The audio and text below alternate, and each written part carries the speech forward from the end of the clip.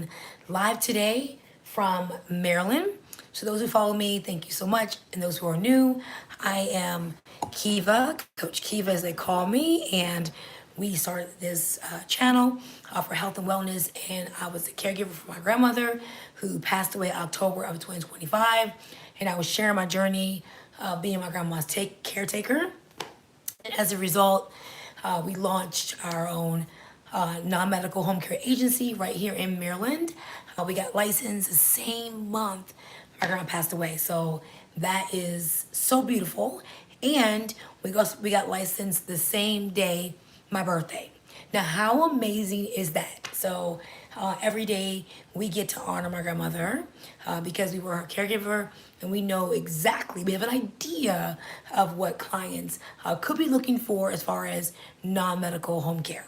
I'll explain to you what non-medical home care is because I am speaking to my caseworkers that are in the hospitals, that are in rehab for discharge. I'm speaking to my discharge planners, right?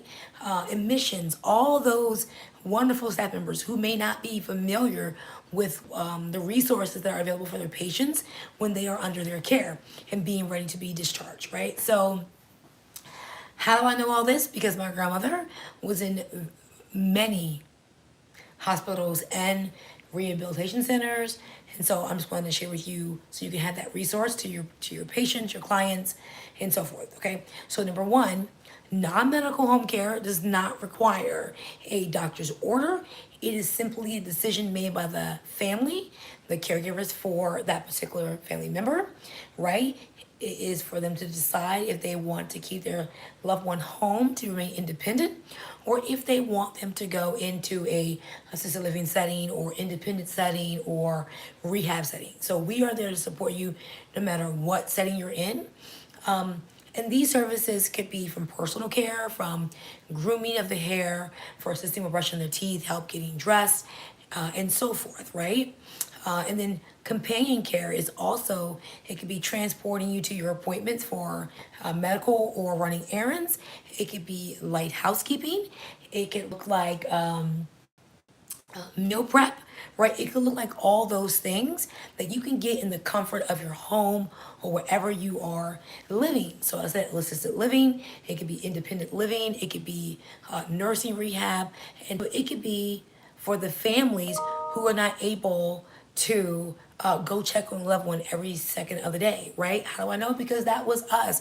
We were not able to be there, so we had to do rotating shifts. So our goal is to meet our clients right where they want when they make a decision that they want to invest to keep their loved one home or wherever they decide their setting will be.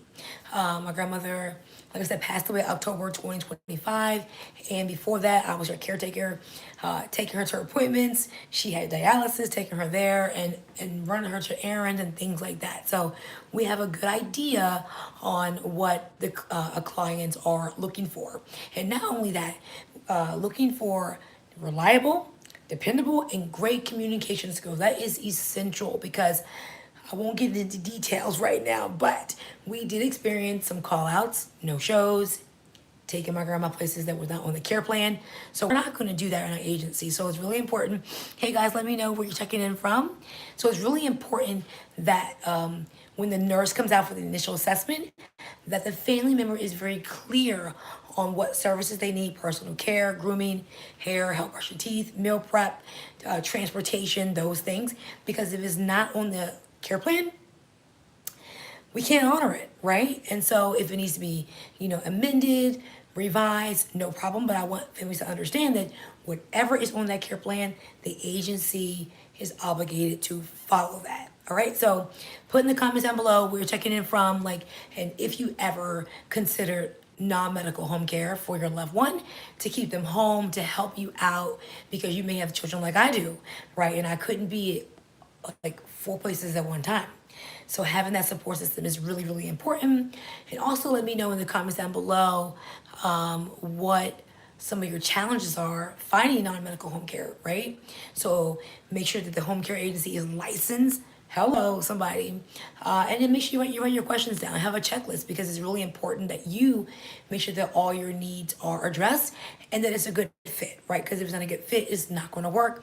I had to fire like two agencies because it was not a good fit. And not only that, my grandmother knew it wasn't a good fit. So you'll know right away if it's not a good fit. So that's it for now. Like I was speaking to my caseworkers, social workers, discharge planners, admissions reps, like all those wonderful people who are in those positions who may not know what resources are available to patients that are in your care right now, even today. So I'll put the link down below on how you can reach out to get more information about our wonderful agency right here in Maryland.